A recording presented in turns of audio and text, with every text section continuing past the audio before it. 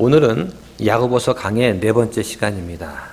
지난 시간에 야고보서 1장 9절부터 11절까지 말씀을 가지고 가난과 부유함에 주는 시험에서 승리하려면 이런 말씀을 드렸어요. 우리가 낮은 처지에 있는 가난한 형제가 있습니다. 그 사람은 자신이 높아진 것을 기뻐하라고 말씀하세요.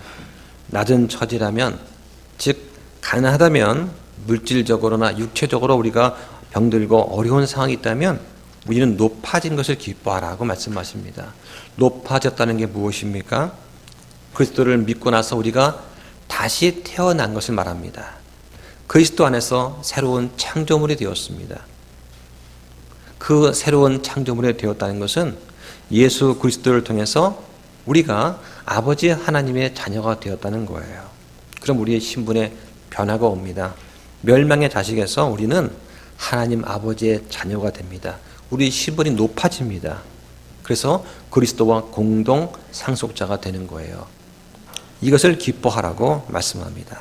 또 부유한 사람은 낮아진 것을 기뻐하라고 말합니다. 부유한 사람은 그리스도인이면서 물질적으로 부유하거나 어려움을 당해보지 않은 그런 사람을 가리킨다고 볼 수 있어요. 부자인 사람들은 자신의 부유함 때문에 영적으로 교만한 그런 사람들도 있습니다. 그러나 그리스도인이라면 내가 부자라고 해서 내가 죄인이라는 사실을 바꿀 수 없다는 것을 알아야 됩니다. 우리가 가지고 있는 부는 일시적인 겁니다. 그리고 그리스도께서 자신을 낮추시고 죽기까지 순종하신 것처럼 우리는 아버지 하나님 앞에서 낮아지고 겸손해야 돼요. 그리스도를 본받아서 우리가 겸손하게 낮아지게 되었다면 그것을 기뻐하라고 말씀을 하시는 거예요. 중요한 것은 나는 얼마나 재물이 많은가가 아니라 나는 얼마나 믿음이 부유한가 하는 질문이 중요하다는 것을 말씀을 드렸어요. 오늘은 야고보서 1장 12절부터 15절까지 말씀을 가지고 하나님께서는 아무도 시험하지 않으신다라는 제목으로 말씀을 전하고자 합니다. 여러분, 하나님께서는 우리를 시험하실까요? 시험하지 않으실까요? 13절에 하나님께서는 아무도 시험하지 않으신다고 말씀합니다. 아니, 지금까지 야고보서를 설교하면서 계속해서 그리스도인에게는 시험이 있다, 시험에서 승리해야 된다, 시험에서 승리하는 비결, 이렇게 설교를 하다가 갑자기 오늘은 시험하지 않는다고 설교를 하게 되었어요. 그러면 이 성경에서 말하는 시험이라고 하는 것이 무엇인가를 우리가 정확히 알고 갈 필요가 있을 것 같습니다. 영어로 시험 그러면 긍정적인 뜻이 있고 부정적인 뜻이 있어요. 긍정적인 뜻에는 우리를 단련시킨다, 우리를 검증한다 이런 말이 있고요. 부정적인 뜻에는 우리가 죄를 짓도록 우리를 꾀는다, 유혹한다 이런 뜻이 있어요. 학생들은 진학을 하기 위해서 입학시험을 보고 또 직장인이 되려고 해서는 면접과 취업 시험을 봐야 됩니다. 예전에 우리는 어땠습니까? 아, 나 요즘 시험 들었어. 이런 말을 하거나 들어본 적이 있으실 거예요. 성경에는 이 시험이라는 단어가 여러 가지 의미로 사용이 되어집니다. 특히 구약에서 사용하는 시험의 의미와 신약에서 말하는 시험이 조금 달라요. 그래서 이 성경에 나오는 시험의 뜻이 무엇인가를 저도 한 주간 일일이 찾아가면서 공부를 좀 해봤습니다. 그 정리한 것을 함께 나누고자 합니다. 여러분 주보를 한번 보세요. 주보를 보면 거기에 시험의 종류에 대해서 제가 정리를 해 놓았습니다. 구약에서의 시험은 크게 두 가지를 나눌 수 있어요. 히브리어로 나사라고 하는 것이 있고 또 그 밑에 바한이라고 하는 것이 있습니다. 용어는 다르지만 사용된 용례는 좀 비슷한 것 같아요. 나사의 뜻은 시험하다, 유혹하다라는 뜻이 있어요. 구약에 36번 나옵니다. 근데 유혹한다는 단어가 영어 성경에 보면 템프트라고 되어 있습니다. 이 템프트라는 단어를 현대 영어 사전에서 찾아보면 잘못 행하도록 꾀다라는 뜻이 있어요. 그런데 원래 이 단어는 입증하다, 인격이나 품질을 테스트한다는 그런 뜻이 있는 겁니다. 이것이 신약이 넘어오면서 의미가 좀 바뀐 거예요. 한번 예를 보면 출애굽기 17장 7절에 보면 사람이 주를 시험하는 이야기가 나옵니다. 이때 템프트라는 단어가 사용됐어요. 마사와 무리바에서 이스라엘 백성들이 어려운 일을 당했을 때 과연 주께서 우리 가운데 계신가 아니 계신가 시험하자라는 그런 단어가 나옵니다.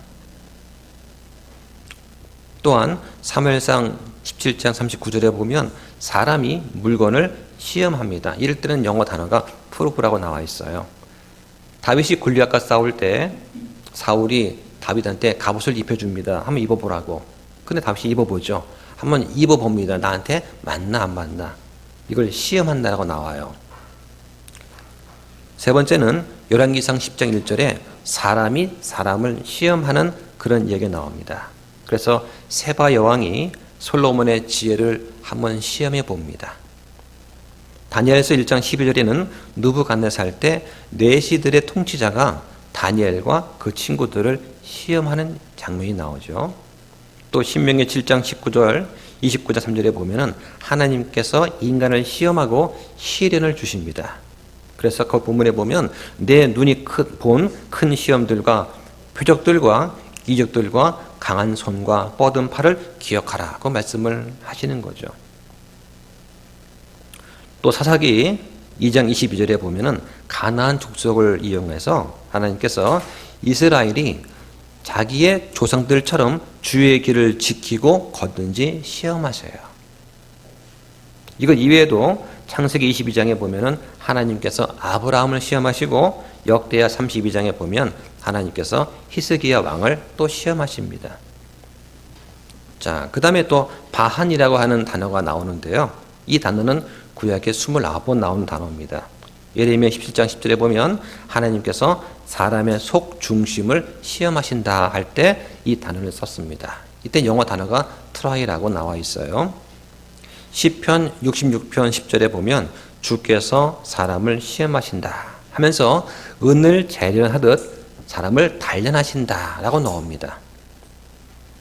또 말라기 3장 10절 또 15절에 보면 하나님께서 자신을 한번 시험해 보라고 백성들한테 요구를 하시는 장면이 나와요.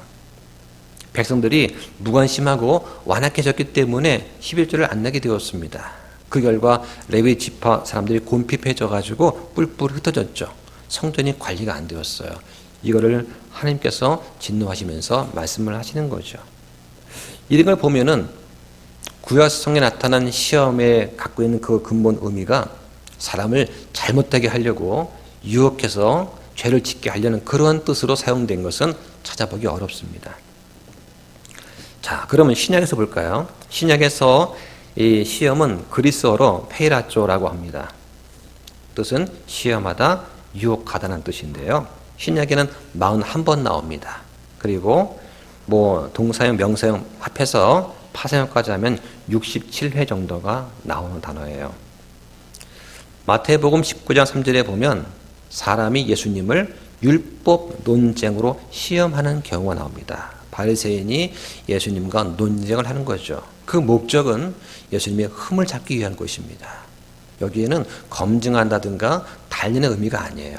어떻게든지 잡아 넘어뜨리려고 하는 그런 악한 의도가 있는 것이죠. 데살로니가전서 3장 5절에 보면 사탄, 시험하는 자가 사람을 시험한다고 나옵니다. 계시록 2장 2절에는 교회 천사, 목사가 거짓 사도, 거짓 교사를 시험하는 이야기가 나와요. 마태복음 4장 1절에는 마귀가 예수님을 시험합니다. 이때 사용된 단어도 템프트예요. 여기 신약에 사용될 때 이 템프트라는 단어의 뜻은 긍정적인 뜻보다는 부정적인 뜻으로 많이 사용이 되었습니다. 계시록 2장 10절에서 보면은 마귀가 신자를 또 시험합니다. 이럴 때는 트라이라는 단어를 썼어요. 이 단어는 하나님께서 신자들의 믿음을 단련하고 믿음을 입증하는 수단으로 박해를 허락하시는 이야기가 나옵니다. 그래서 죽기까지 신실하면 하나님께서 생명의 왕관을 주신다고 나와 있습니다. 그리고 오늘 본문에 해당하는 야고보서 1장 12절에는 믿음의 단련을 위해서 하나님이 허락하시는 시험이 나와 있습니다. 또 13절과 14절에 보면은 자기 옛 본성과 욕심에 이끌려서 유혹받는 그런 뜻이 있어요. 이때는 또 템프트가 사용이 되었습니다. 하나님께서는 아무도 악으로 시험 받지도 않으시고 시험하지도 않으세요. 하나님은 전능하시고 거룩하시고 악으로부터 어떠한 영향도 받지 않으십니다. 그리고 아무도 친히 시험하지 않으세요. 자, 말씀 한번 찾아보겠습니다. 계시록 3장 10절을 보시죠. 한번. 내가 나의 인내의 말을 지켰은즉 나도 너를 지켜 시험의 시간을 면하게 하리니 그것은 곧 앞으로 온 세상에 임하여 땅에 거하는 자들을 시험하는 시간이라. 여기 나와 있습니다. 자, 여기 보면은 시험의 시간이라는 말이 나옵니다. 시험의 시간을 면하게 하리라. 이렇게 나와 있습니다.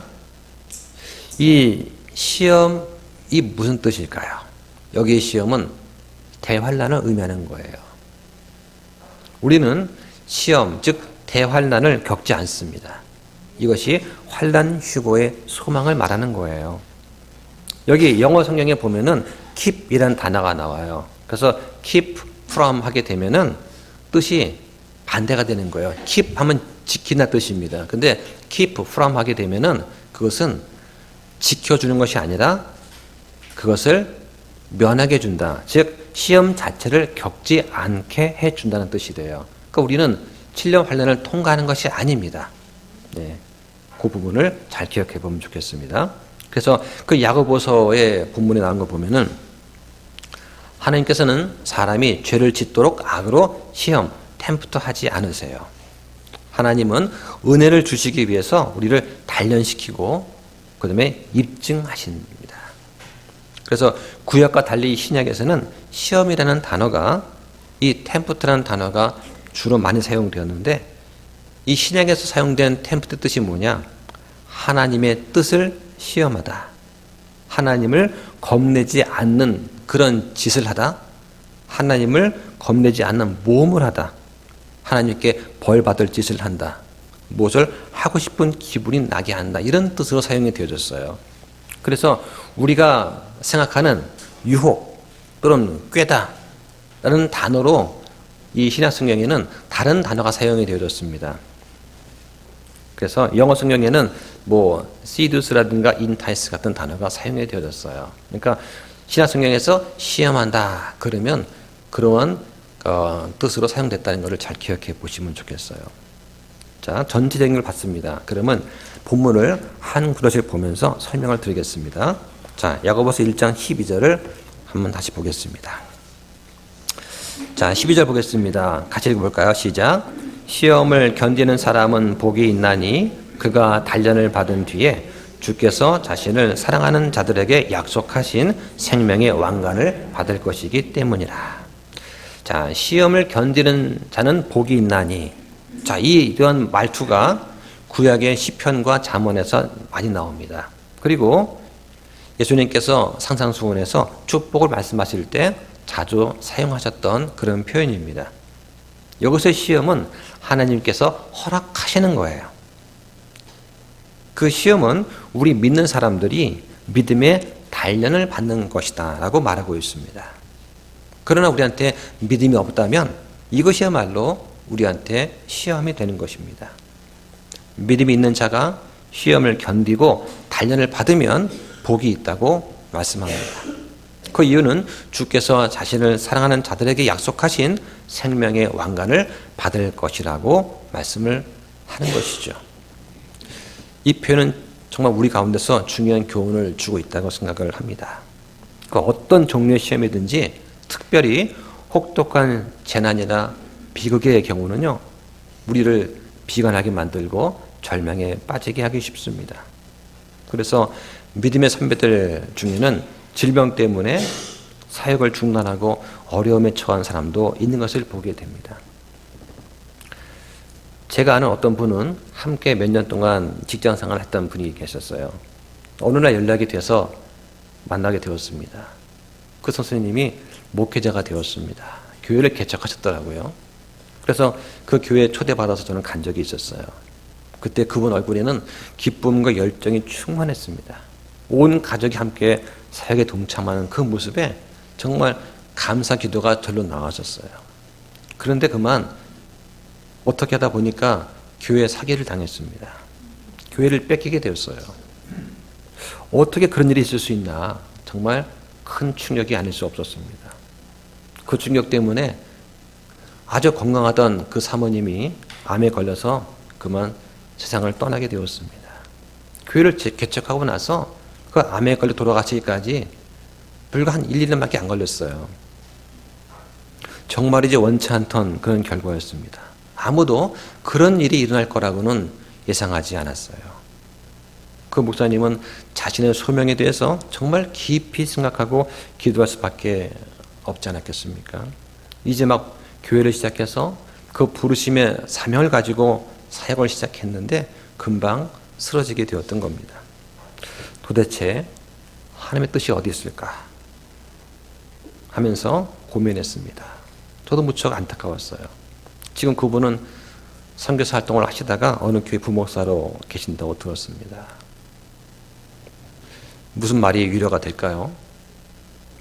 아무런 위로를 할 수 없기 때문에 그냥 우리는 문자로만 연락을 합니다. 그래서 우리 형편을 잘 아시는 주님께 우리는 온전히 의지할 수밖에 없지 않겠냐, 이런 말로 위로를 할 수밖에 없더라고요. 그러나 하나님의 자녀는 하나님께서 특별한 이유가 있어서 그렇게 하신다는 것, 또 분명한 목적이 있다는 것을 우리가 확신하는 것이 무엇보다 중요하다고 생각을 합니다. 그 목적을 지금 당장 우리가 알 수는 없지만 하나님의 선하심과 그 섭리하심을 우리가 신뢰하는 것, 그거 외에 우리가 할 수 있는 게 없지 않겠습니까? 그런데 믿지 않는 사람들은 어떻습니까? 어려움에 닥치게 되면 그 역경의 파도 속에 그냥 푹 침몰해 버리고 맙니다. 그들한테 그 어려운 삶은 그들을 비관주의자로 만들 밖에는 없습니다. 오늘날 얼마나 많은 비관주의자들이 있습니까? 또 냉소주의자들은 얼마나 또 많은지 모르겠습니다. 그러면서 이런 말을 해요. 내가 살아봤는데 그런 거 다 필요 없어. 인생은 한 방이더라고. 이런 말들을 하는 사람이 많이 있는 거죠. 어느 초등학생이 미술 시간이 되었는데 파나를 조각하는 그런 시간이 있다고 합니다. 선생님께서 아이들한테 너희들 마음껏 마음에 있는 거 그림으로 표현해봐 시켰대요.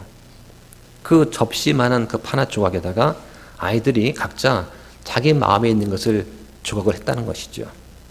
그리고 이제 발표하는 시간이 되었습니다. 그런데 한 학생의 파나를 보고 담임선생님이 깜짝 놀랐다는 거죠. 그 초등학생이 만든 파나 한 가운데는 뭐라고 조각이 되어 있었느냐? 로또가 답이다. 이렇게 있다는 거죠. 웃자고 한 얘기는 아니지만 그 아이의 부모님이 평소에 얼마나 그런 말을 많이 했으면 그 아이의 머릿속에 그것이 남아 있었겠습니까?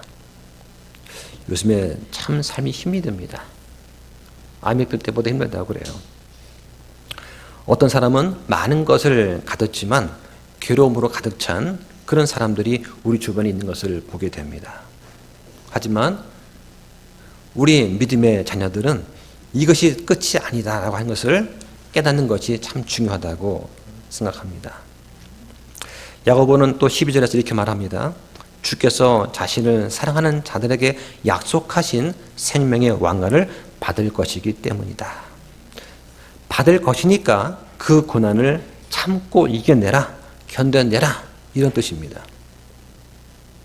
많은 괴로움을 당했던 사람들이 주 예수 그리스도와 한층 더 가까운 그런 사랑의 친밀한 관계를 맺고 믿음의 단련을 통해서 더 단단해지는 것을 우리는 볼 수가 있습니다. 고난은 사람으로 하여금 예수 그리스도와 더 친밀한 관계를 맺게 됩니다. 왜 그렇습니까? 예수님 밖에는 의지할 곳이 아무도 없기 때문입니다. 뿐만 아니라 고난은 우리한테 생명의 왕관을 주실 그 그 예수님 앞에 서게 될 날을 바라보게 합니다. 주님 앞에 서게 되면 우리한테는 보상이 주어집니다. 우리한테는 많은 왕관들이 기다리고 있어요. 생명의 왕관이 있습니다. 영광의 왕관이 있습니다. 환희의 왕관, 의의 왕관, 썩지 않을 왕관이 우리를 기다리고 있어요. 이 왕관은 보상을 말하는 것입니다. 각 개개인한테 하나님께서 보상으로 주시는 거예요. 이 땅에서 믿음으로 인내하는 사람들한테 예수님께서는 보상을 준비하고 계십니다. 야고보는 이렇게 말합니다. 주께서 자신을 사랑하는 자들한테 약속하신 생명의 왕관을 줄 것이다. 우리가 받게 될 것이다 라고 말씀을 합니다. 시험은 우리를 주님께로 인도하든지 아니면 주님으로부터 멀어지게 만듭니다. 우리는 어차피 시험을 누구나 당하게 되지만 그 가운데서도 사랑하심을 입은 자들한테는 생명의 왕관이 주어지게 될 것입니다. 13절을 보실까요? 13절 같이 읽어봅니다. 시작. 아무도 자기가 시험 받을 때에 내가 하나님께 시험을 받고 있다 하고 말하지 말라. 하나님께서는 악으로 시험을 받으실 수도 없고 친히 아무도 시험하지 아니하시느니라. 여기서의 시험은 우리를 미혹하는 시험을 말하는 것입니다. 이 13절 말씀에서 우리가 분명하게 보고 넘어갈 것은 하나님께서는 악으로 아무도 시험하지 않으신다는 겁니다. 시험이라는 것이 두 가지 의미가 있다고 말씀을 드렸어요. 우리가 12절을 보면서 단련을 통한 그런 믿음의 시험이 있고 13절과 14절 말씀에 나오듯이 자기의 욕심이 이끌려서 유혹받는 것처럼 하는 시험, 즉 악에 대해서 굴복하는 그러한 시험이 있다고 말을 합니다. 사람들은 종종 하나님께서 전혀 시험하지 않을 때도조차 내가 지금 하나님한테 시험을 받고 있다 이런 말을 합니다. 하지만 하나님께서는 악에게 시험을 당할 수 없고 악으로 아무도 유혹하지도 않으십니다. 여기서 우리가 깨달아야 될 중요한 문제가 있어요. 왜냐하면 우리가 하나님과는 전혀 관계없는 많은 일들에 대해서 하나님을 탓하고 하나님께 책임을 전가시키는 경우가 너무나 많기 때문입니다. 야고보는 지금 하나님께서 사람을 악으로 시험하지 않는다는 사실을 분명히 밝히고 있습니다. 그래서 사람이 시험 받을 때 내가 하나님께 시험 받는다 하지 말라 라고 말씀을 하는 거죠. 그런데 12절에 보면 시험이라는 명사가 나오고 13절, 14절에는 시험하다는 동사를 쓰고 있어요. 야고보는 지금 행동에 대해서 말을 하고 있는 것입니다. 인간의 타락 이후에 갖게 된 옛 성품이 있어요. 이것 때문에 인간은 자기의 잘못이나 어리석음, 실패에 대해서 하나님을 탓하게 되었습니다. 아담은 이렇게 말을 했습니다. 하나님께서 나와 함께 있으라고 주신 여자, 곧 그녀가 그 나무에서 나는 것을 내게 주므로 내가 먹었나이다. 아담은 이브한테 책임을 전가했어요. 창세기 3장 13절에서도 이브도 똑같이 말합니다. 뱀이 나를 속였기 때문에 내가 먹었습니다. 이렇게 말을 하죠. 사실 아담과 이브, 뱀 모두가 책임 있는 것입니다. 우리는 보통 이런 질문을 듣습니다. 하나님께서는 왜 홍수와 지진을 보내셔서 저 어린 가는 아이들까지 죽게 하십니까? 지난 여름에 홍수가 많았잖아요. 우리는 오늘날 인류의 이기심과 탐욕의 결과에 대해서 하나님을 너무나 탓하는 그러한 것을 많이 보게 됩니다. 사실은 사람들이 자기 이익을 위해서 강변 너무 가까이 집을 지어놓고 강물 넘칠 때 이걸 홍수라고 부르면서 하나님의 탓으로 돌리는 것입니다. 왜냐하면 강가에 집을 지어야 수송이 편리하고 장사가 잘 된다고 사람들은 생각하기 때문이죠. 하나님께서는 말씀을 통해서 이런 문제들에 대해서 해답을 제시하십니다. 하나님께서는 악이 없으세요. 하나님은 악을 찾을 수가 없습니다. 하나님은 모든 것이 선하고 모든 것이 비치고 모든 것이 옳습니다. 주는 선하신 분이십니다. 주께서 선하시다는 그 말씀을 찾아보면 성경에 18번 나옵니다. 역대상, 역대하, 에스라, 시편, 예레미야. 그 중에서 시편에 가장 많이 나옵니다. 한번 찾아보겠습니다. 시편 106편 1절입니다. 너희는 주를 찬양하라. 오 주께 감사하라. 그분은 선하시며 그분의 그 길은 영원하도다. 시편에 이렇게 그분은 선하시며 그 길은 영원하도다 말씀이 자주 나옵니다. 자, 하나님은 이렇게 선하시며 또한 빛이십니다. 자, 요한 1서 보겠습니다. 뒤로 가서요. 요한 1서 1장 5절입니다. 그런즉 우리가 그분에게서 듣고 너희에게 밝히 드러내는 소식은 이것이니 곧 하나님은 빛이시며 그분 안에는 전혀 어둠이 없다는 것이다. 자, 하나님은 죄가 없으시며 또 빛이십니다. 하나님은 항상 오르신 분이세요. 자, 또 보겠습니다. 앞에 가서요. 요한복음 14장 30절입니다. 이제부터는 내가 너희와 함께 많이 말하지 아니하리니 이는 이 세상의 통치자가 오기 때문이라. 그는 내 안에서 아무것도 갖지 못하느니라. 여기 말하는 이 세상의 통치자는 사탄을 말하는 것입니다. 그 사탄은 내 안에서 아무것도 갖지 못한다라고 말합니다. 여기서 아무것도 갖지 못한다는 그 말은 세상의 통치자인 사탄이 예수님에게서 정지할 만한 아무것도 찾지 못한다는 뜻입니다. 정지할 아무런 근거를 찾지 못한다, 이거를 갖지 못한다라고 말한 것입니다. 예수님께서는 이 땅에 속하지 않으신 분이세요. 하늘에 속하십니다. 그리고 죄가 없으세요. 그래서 하나님은 언제나 오르신 겁니다. 어떤 사람들이 이렇게 말을 합니다. 그러면 이렇게 선하고 죄 없는 분이 왜 시험을 받으십니까? 라고 묻는 거죠. 예를 들어서 마태복음 4장 7절에 보면은 사탄이 예수님을 시험하는 장면이 나옵니다. 그럴 때 예수님께서 어떻게 답변하십니까? 또 기록되었을 때 주 너의 하나님을 시험하지 말라. 이렇게 말씀으로 답을 하시죠. 여기서의 시험이라고 하는 것은 철저히 시험한다는 그런 강한 의미가 있잖아요. 하나님께서는 사람들을 죄로 유혹하시지도 않고 오히려 죄로부터 구원하십니다. 하나님은 인간을 구원하시기를 원하세요. 예수님께서 시험 받으신 이유가 무엇입니까? 예수님께서 이 땅의 통치자와 아무런 상관이 없다는 사실을 입증하기 위한 것이에요. 예수님께서는 육체적으로 정신적, 영적인 면에서 시험 받으셨습니다. 예수님은 결코 넘어질 수 없으세요. 주님께서 넘어지시지 않는다는 그 사실을 입증하기 위해서 예수님께서는 시험을 허용하신 겁니다. 만약 그때 예수님께서 넘어지셨다면 여러분과 저의 구원은 의심할 수밖에 없게 되는 것이죠. 주님께서 시험을 받으신 이유는 예수님께서 범죄할 수 없다는 사실을 우리 가운데 확실하게 입증을 해 주신 것입니다. 그럼 우리가 시험을 받도록 허락하시는 이유는 뭘까요?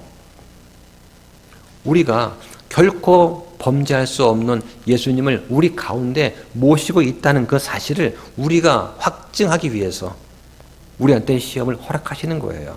그걸 통해서 우리가 시험을 통해서 믿음이 단련받고 인내하도록 하시는 겁니다. 하나님은 죄의 유혹을 받지 않으시고 죄로 우리를 유혹하지도 않으세요.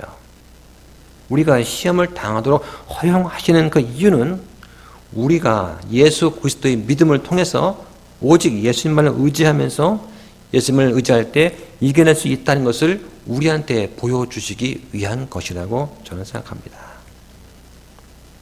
그래서 야고보는 뭐라고 합니까? 우리가 여러 시험에 빠질 때에 그것을 다 기쁨으로 여기라고 말하는 것 아니겠습니까? 또 한번 찾아보겠습니다. 사무엘하 24장 1절. 다시 주의 분노가 이스라엘을 향해 타올라 그분께서 그들을 대적하시려고 다윗을 움직이사 가서 이스라엘과 유다의 수를 세라 하고 말하게 하시므로 왕이 자기와 함께한 군대 대장 요압에게 이르되 이제 너희는 단에서부터 부엘사바까지 두루 이스라엘의 모든 지파를 다니며 내가 백성의 수를 알게 하라 하니 요압이 왕께 이르되 백성이 얼마나 많든지 이제 주 왕의 하나님께서 백성에게 100배나 더하사 내 주 왕의 눈이 그것을 보게 하시기를 원하나이다. 그러나 내 주 왕께서는 어찌하여 이런 일을 기뻐하시나이까 하였으나. 자, 여기 보면은 1절에 주의 분노가 이스라엘을 향해 타올랐다고 그랬어요.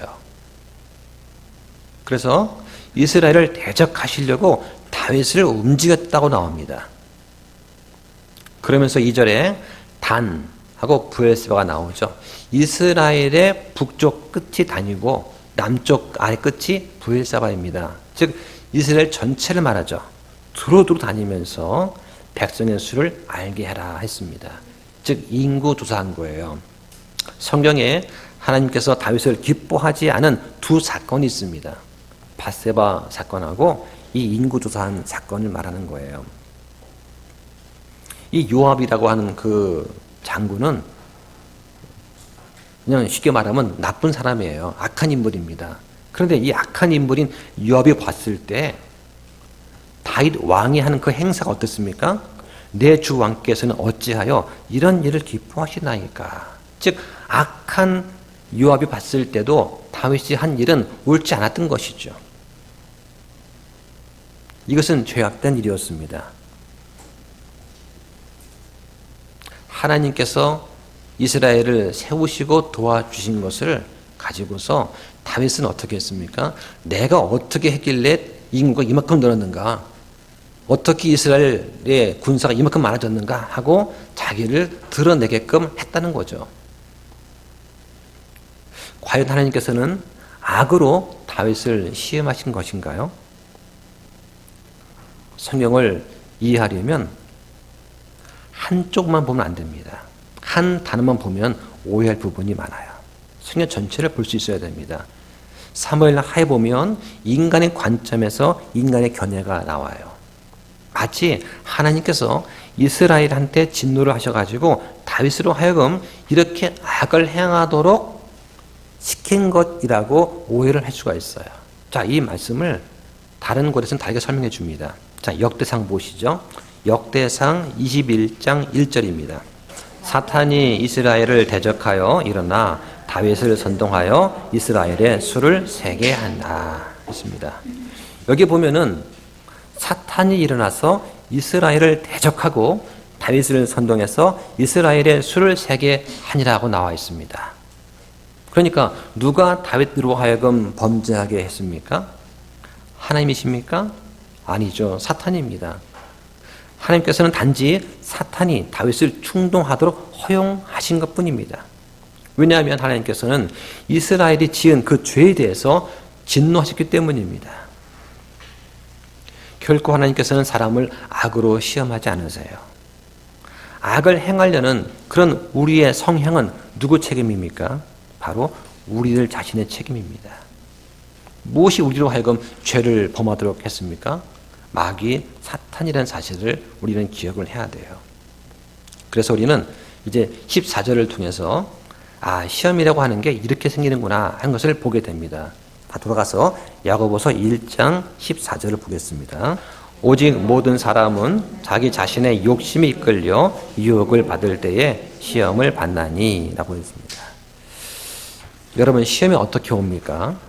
여기 보면은 우리 육신의 죄를 다루고 있는 것을 보게 됩니다. 우리가 악을 행하도록 충동받는다면 그때 이건 누구의 책임이냐라고 하는 것이죠. 이것은 바로 우리 자신의 책임인 것입니다. 지금은 내비게이션이 발달했습니다. 이것만 있으면 초행길도 어렵지 않게 갈 수가 있어요. 그런데 이 내비게이션이 없던 시절은 어떻게 운전을 했습니까? 차에다가 지도책을 하나씩 뒀잖아요. 그리고 지도책을 보면서 다녔습니다. 모르면은 창문을 내리고 지난 행인 물었습니다. 이게 어디 있나요? 하면서 그렇죠. 어떤 사람이 시골 길을 여행을 했습니다. 지도를 봤더니 잘 안 나왔어요. 그리고는 어느 작은 마을을 여행하다가 길을 잃었습니다. 마침 옆에 어린 아이들이 지나가고 있었어요. 창문을 내리고 물어봤죠. 얘들아, 지금 내가 어디인지 아니? 라고 물어봤습니다. 그 애들은 그 질문을 하는 그 산을 보면서 멍하니 보면서 이렇게 말을 했대요. 아저씨 여기 있잖아요. 라고 했다는 거죠. 이게 무슨 말씀인지 아시겠습니까? 여러분이 누가 나를 이토록 어려운 지경에 빠지겠습니까? 누가 나를 여기로 유혹을 하도록 만들었습니까? 라고 물어보는 거죠. 그러면 뭐라고 하나님 말씀하십니까? 바로 너 자신의 문제야. 네가 거기 있잖아. 네가 결정했잖니. 네가 선택했잖니. 라고 물으시는 거죠.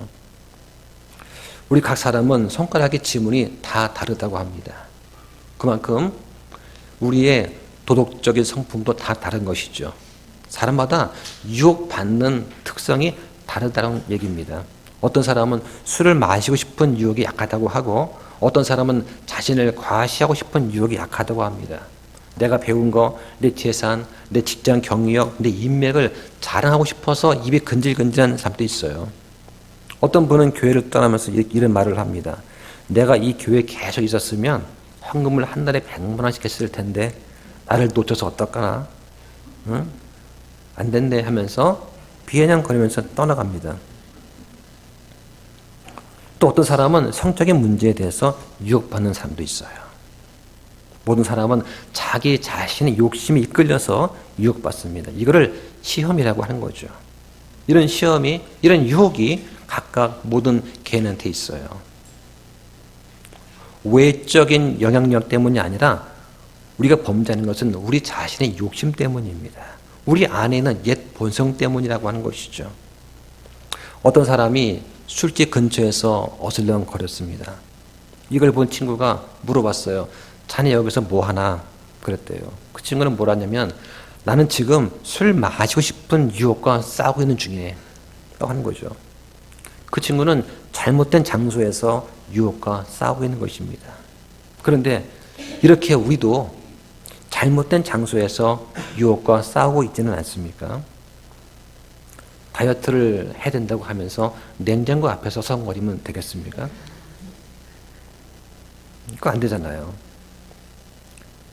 성이라고 하는 것도 좋은 것이지만 결혼의 테두리 안에서 이루어져야 하는 것입니다.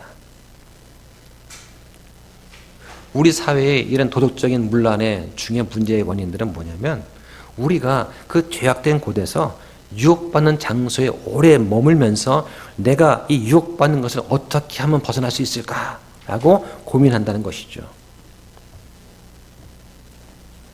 우리는 예수 그리스도의 영을 우리 안에 모시고 있는 사람들입니다. 우리가 범죄할 때 저는 죄인입니다 라고 말할 수 있다면 그 사람은 결코 자기의 잘못을 다른 사람한테 전가하지 않을 것입니다. 우리 모두가 죄인이고 그 모든 죄들을 예수 그리스도께서 완전히 해결해 주었습니다 라고 고백하는 그런 사람이라면 그 누구한테도 자신의 잘못을 전가하지 않을 것입니다. 자, 1장 15절 보실까요? 그런즉 욕심이 잉태하면 죄를 낳고 죄가 완료되면 사망을 낳느니라. 자, 이 말씀은 우리가 어릴 때부터 많이 듣던 말씀입니다.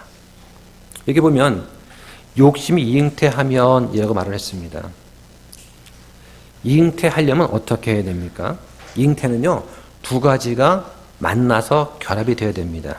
우리의 옛 본성인 욕심과 외부적인 유혹이 만났을 때 결합이 되는 거예요. 그럴 때 그 결과로 죄가 이루어지는 것입니다. 예수님 말씀을 찾아보겠습니다. 마태복음 5장 22절입니다.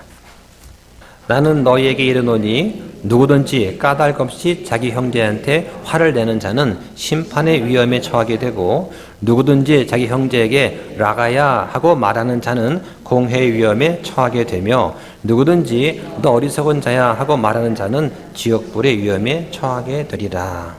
자, 여기 보면은 라가라는 말은 그냥 돌대가리야 라고 묻는 거예요. 자, 중요한 것은 여기 까닭 없이라고 하는 단어가 참 중요한 단어입니다. 까닭 없이가라는 단어가 우리 흥정역에만 있어요. 너희가 형제한테 까닭 없이 화를 내면 심판의 위험에 처하게 된다고 말씀합니다. 세상의 어떤 법정도 화를 내는 인간 내면의 분노를 다루는 그러한 곳은 없어요. 따라서 여기 있는 말씀 무엇입니까? 이 심판 누가 내리는 것이죠? 하나님이 주관하시는 심판을 말하는 것입니다. 우리가 살인하게 된다면 그 살인은 분노의 최종적인 결과예요. 마음에서부터 시작이 돼서 행동이 나오기 때문입니다. 자, 또 이런 말씀 하셨습니다. 좀 더 내려가서요. 28절 보시죠. 28절. 다 아는 말씀이죠. 읽습니다. 시작. 나는 너에게 이르노니 누구든지 여자를 보고 그녀에게 음욕을 품는 자는 이미 마음속으로 그녀와 간음하였느니라. 왜냐하면 간음도 마음속에서부터 시작이 되었기 때문입니다. 그렇다면 세상에 간음하지 않는 자가 얼마나 있겠습니까? 항상 죄는 마음에서 시작이 되는 거예요. 자, 여기서 나오는 자연스러운 질문이 하나 있어요. 과연 유혹받는다면 유혹이 죄인가 하는 거예요. 어떻습니까, 여러분? 유혹받는 것은 죄입니까? 유혹 자체가 죄는 아니에요. 그러나 그 유혹을 마음속에 있는 생각을 떨쳐버리지 않고 계속 품으면서 행동으로 옮겨가면 이것이 죄가 되는 것입니다. 그래서 종교개혁자 마틴 루터는 이런 표현을 했습니다. 우리는 새가 내 머리 위로 날아가는 것은 막을 수 없다. 그러나 그 새가 내 머리 위에 날아와 앉아서 내 머리 위에 둥지를 트는 것은 막을 수 있지 않은가. 새가 날아가는 건 어쩔 수 없는 거예요. 하나님이 창조하신 모든 만물은 선한 것입니다. 그런데 마음속에 어떤 유혹이 들었다는 건 어쩔 수 없어요. 하지만 그것을 계속 품지 않고 떨쳐버린다면 우리는 죄에서 벗어날 수가 있게 되는 것이죠. 여기 보면 욕심이 잉태하면 죄를 낳고 그랬습니다. 죄는 마음속에 있는 그 악한 생각이 외부의 유혹과 결합되면 행동을 하게 되는 것이고 그것이 죄가 되는 것이에요. 그래서 죄가 완료되면 사망을 낳는다 말씀하는 거죠. 성경에는 세 종류의 죽음이 있습니다. 첫째는 육체적인 죽음이에요. 모든 사람한테 한 번은 찾아옵니다. 두 번째는 영적인 죽음이 있어요. 잃어버린 바 된 사람의 상태를 말하는 겁니다. 그래서 죄와 허물로 죽었다라고 하는 것이죠. 이것은 하나님과 단절된 상태를 말합니다. 마지막으로 영원한 죽음이 있는데 이것은 믿지 않는 불신자의 상태로 죽은 사람들의 운명을 말하는 거예요. 사망이라고 하는 것은 기본적으로 분리를 의미하는 것입니다. 믿는 사람한테 있어서 죄가 생활 가운데 나타나서 행동 옮겨질 때 그러면 분리가 됩니다. 죄가 나타나면 우리는 분리돼요. 누가 분리됩니까? 하나님과 분리가 됩니다. 그러면 하나님과의 교제가 끊어지게 되는 것이죠. 교제가 끊어지면 그 증거가 무엇입니까? 기도와 찬송과 말씀 읽기가 사라집니다. 여러분 교제 잘하고 계십니까? 왜 대답이 없으세요? 말씀을 찾아볼까요? 요한 1서 1장 6절을 보겠습니다. 만일 우리가 그분과 교제한다고 말하며 어둠 속에서 걸으면 우리가 거짓말하고 진리를 행하지 아니하느니라. 자, 우리가 그분과 하나님과 교제한다고 말하면서 어둠 속에 걸으면 뭐라고 합니까? 거짓말하고 진리를 행하지 않는 것입니다. 주님과 관계를 계속한다고 하면서 예배를 드린다고 하면서 말씀을 본다고 하면서 실제 삶 속에서 계속해서 죄를 짓는다면 이것은 하나님이 미워하시는 것입니다. 이것은 죄입니다. 죄라고 말할 수 있는 것, 이 땅에 무엇이 있습니까? 교회밖에 없어요. 그런데 많은 교회들이 이런 것들을 말하기를 싫어합니다. 왜냐? 사람들이 듣기 싫어하기 때문입니다. 죄에 대해서, 심판에 대해서 말하지 말고 행복과 성공과 병이 낫는 것만 얘기해달라고 하고 듣고 싶어 합니다. 이것이 바로 교회가 병이 들고 타락했다는 증거가 되는 거예요. 많은 사람들이 죄악된 방법을 통해서 행복을 얻으려고 합니다. 이것은 커다란 비극이지요. 시험이라고 하는 것은 우리의 죄악된 본성에 욕심과 결합을 해서 잉태하게 되는 것입니다. 죄는 결국 사망을 가져옵니다. 이 사망을 통해서 우리는 하나님과 교제가 단절되게 되는 것이에요. 우리는 이것을 끊어야 됩니다. 여러분은 선택하셔야 됩니다. 결단하시고 결정하셔야 됩니다. 하나님을 선택하시겠습니까? 아니면 죄를 선택하시겠습니까? 그런데 이 죄에는 매력이 있어요. 죄에 끌리기 쉽습니다. 그러나 하나님을 경외하는 것, 두려워하는 것은 성경은 죄를 미워하는 것이라고 말을 합니다. 한번 찾아보겠습니다. 잠언 8장입니다. 주를 두려워하는 것은 악을 미워하는 것이니라. 나는 교만과 거만과 악한 길과 비뚤어진 입을 미워하느니라고 했습니다. 여기 보면 내면의 악과 외면의 악을 모두 말하고 있습니다. 교만과 거만한 것은 모든 죄의 근본이 되는 내면의 악이에요. 악한 길과 비뚤어진 일은 입은 겉으로 드러나는 행동의 악을 말하고 있는 것입니다. 자, 말씀을 정리하겠습니다. 야고보서 1장 12절부터 15절까지 말씀을 통해서 우리는 긍정적인 시험을 견디는 자에 대한 약속을 보았습니다. 또 부정적인 욕심으로 인한 유혹의 시험도 살펴보았어요. 그리고 죄가 어떻게 생기는지도 봤습니다. 참된 행복이 어디에 있습니까? 참된 행복은 우리가 믿음의 시험의 단련을 받은 뒤에 주어지는 생명의 왕관, 즉 영원한 삶의 약속이 있어요. 그 약속은 디도서의 말씀처럼 거짓말을 할 수 없는 분이 주신 겁니다. 한번 찾아보시죠. 뒤로 가서요. 디도서입니다. 디도서 1장 2절입니다. 영원한 생명의 소망 안에서 사도가 되었는데 이 생명은 거짓말 하실 수 없는 하나님께서 세상이 시작되기 전에 약속하셨으나 했습니다. 거짓말 하실 수 없는 하나님께서 약속하신 게 무엇입니까? 영원한 생명을 약속하셨습니다. 이것은 약속의 불변성, 영생의 확실성을 말하는 겁니다. 언제 하셨습니까? 약속을 세상이 시작되기 전에 약속을 하셨어요. 하나님의 구원 계획은 이 세상이 시작되기 전에 이미 시작이 되었다고 성경은 말씀합니다. 그 약속이 누구한테 주어집니까? 시험에 대한 인내로 하나님을 사랑하는 것을 입증한 사람한테 주어지는 거예요.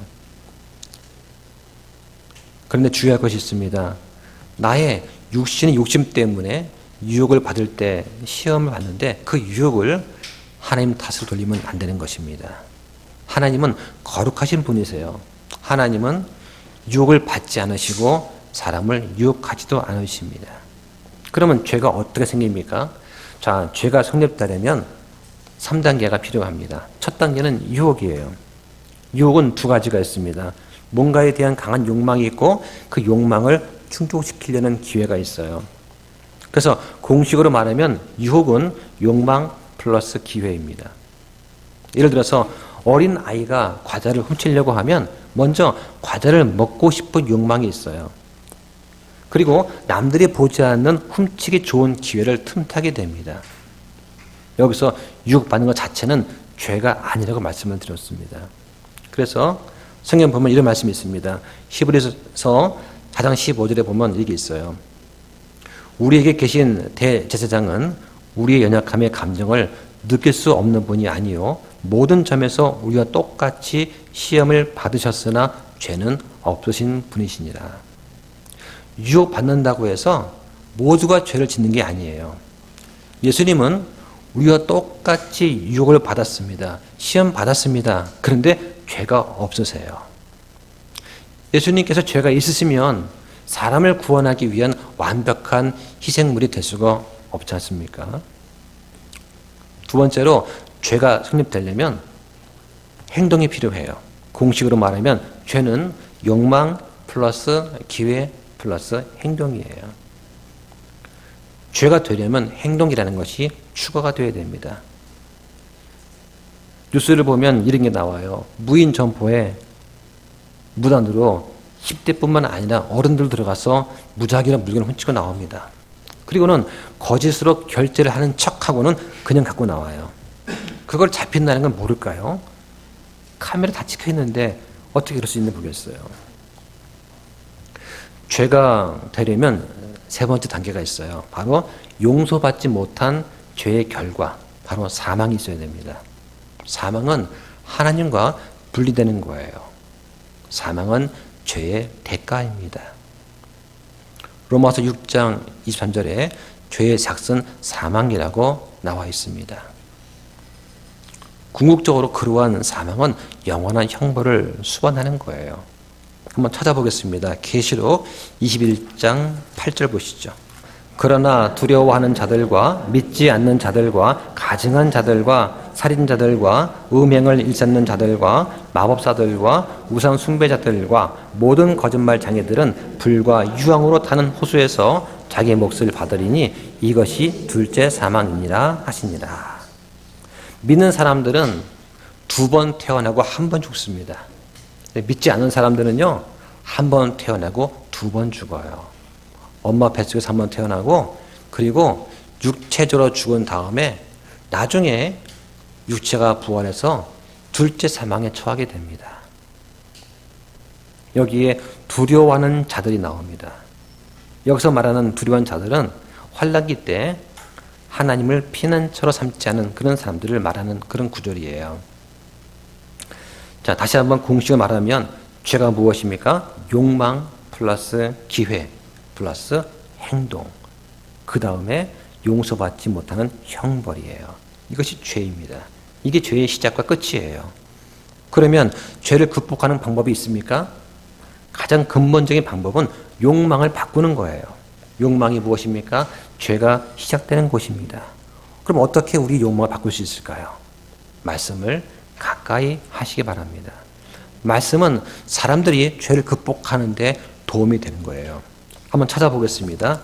시편 119편 11절입니다. 내가 주께 죄를 짓지 아니하려고 주의 말씀을 내 마음속에 숨겼나이다. 죄를 짓지 않으려면 어떻게 하면 됩니까? 하나님의 말씀을 내 마음속에 두면 되는 것입니다. 그러면 이 말씀이 어떻게 우리 욕망을 바꿀 수 있겠습니까?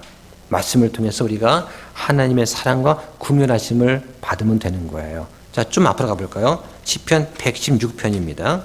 116편 12절부터 14절까지요. 주께서 내게 베푸신 모든 은택으로 인해 내가 무엇으로 그분께 보답하리요?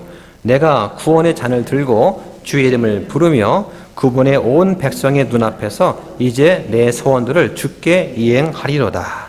여기 보면 구원의 잔을 들고 나옵니다. 이것은 주께 감사하는 것을 말하는 거예요. 우리가 찬양할 때도 주님께 감사하면서 찬양을 합니다.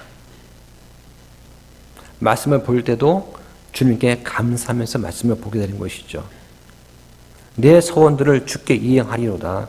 여러분 처음 구원받을 때 어땠습니까? 예수님이 이제 내가 앞으로 이렇게 살겠습니다 하고 고백을 하지 않았습니까? 그것이 바로 소원이에요. 그 약속하신 것을 이행하시기 바랍니다. 여러분은 잊었죠? 그 소원을. 근데 하나님은 기억하십니다. 우리가 말씀을 더 많이 공부하면 공부할수록 우리는 죄를 짓고자 하는 욕망을 덜 갖게 됩니다. 죄를 극복하기 시작하게 됩니다.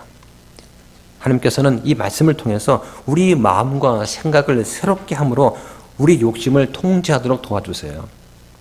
우리가 기도할 때 하나님의 섭리로 우리가 유혹받을 기회를 제한시켜 주십니다. 다시 말해서 우리가 시험 당할 때 피할 기회를 내주세요. 그럼 잘못하면 어떻게 해야 됩니까?